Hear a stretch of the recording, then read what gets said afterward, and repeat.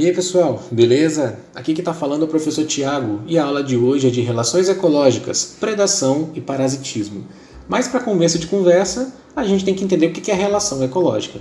As relações ecológicas nada mais são do que a relação, a interação entre indivíduos da mesma espécie ou entre indivíduos de espécies diferentes, que se relacionam entre si para conseguir se alimentar, conseguir se reproduzir, conseguir competir e dominar um território, por exemplo.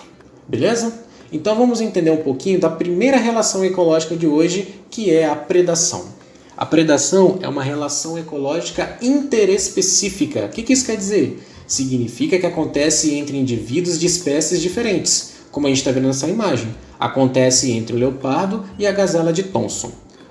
Por que é uma predação? Porque um mata o outro para se alimentar.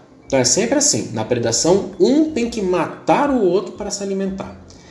Nessa relação, quem mata é chamado de predador e sai ganhando, sinal positivo. Por que sai ganhando? Porque mata e se alimenta, sai com a barriga cheia. E quem morre é chamada de presa e sai perdendo, sinal negativo. Por quê? Porque ela perde a sua vida para servir de alimento para o predador. Então, nessa relação, o leopardo ele é o predador, enquanto que a gazela é a presa.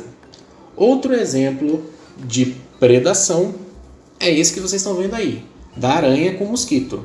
Por que é uma predação?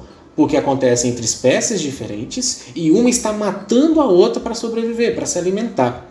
A aranha está matando, então a aranha é a predadora, sinal positivo para ela. Por quê? Ao final vai sair beneficiada, vai sair no lucro, a barriga vai estar cheia. Enquanto que o mosquito é a presa, sinal negativo para ela. Por quê? Porque ela morre para servir de alimento para o predador.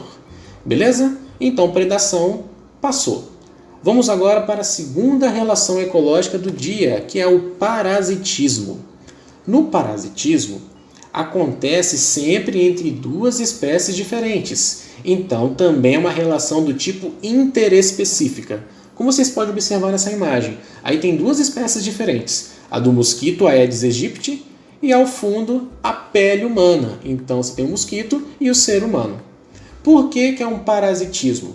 No parasitismo, um se aproveita do outro.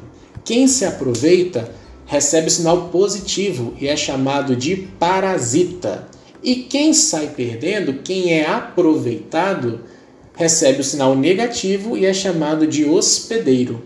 Então, nessa relação que nós estamos vendo entre o mosquito e o ser humano, o mosquito é o parasita, ele sai ganhando. Por quê? Ele se aproveita do ser humano, suga o seu sangue sem matá-lo imediatamente. Então, ele sai ganhando. Agora o ser humano está perdendo seu sangue, está perdendo energia vital para o mosquito. Mas ele não está morrendo por causa disso. Então ele é chamado de hospedeiro. Uma observação aqui. Como o mosquito está parasitando o lado de fora do corpo do seu hospedeiro, o mosquito é chamado de ectoparasita. Ecto significa do lado de fora e parasita é aquele que faz o parasitismo. Outros exemplos de ectoparasitas são os piolhos, também os carrapatos. São exemplos de ectoparasitas, ou seja, realizam parasitismo do lado de fora do seu hospedeiro. Agora, existem parasitas que realizam parasitismo do lado de dentro do corpo do hospedeiro, como por exemplo os vermes. Olha essa imagem aí, essa imagem de uma solitária, um verme chamado de tênia, que fica dentro do tubo digestivo, lá do intestino do ser humano, se aproveitando, sugando os alimentos do ser humano. Então, a solitária, esse verme, sai ganhando, porque está se aproveitando do ser humano, que no caso é o seu hospedeiro, e sai perdendo.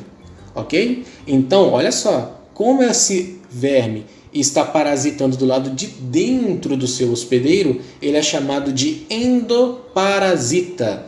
Endo significa do lado de dentro e parasita é aquele que faz o parasitismo.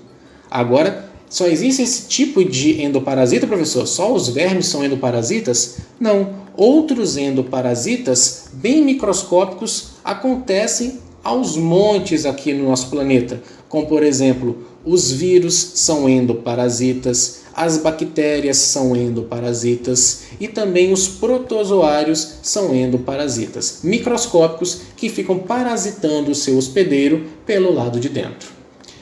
Então, com isso a gente fecha também o parasitismo. Pessoal, ficou alguma dúvida? Eu espero que não, mas como sempre fica a dica. Se ficou uma dúvida, reveja novamente esse vídeo quantas vezes forem necessários, ok?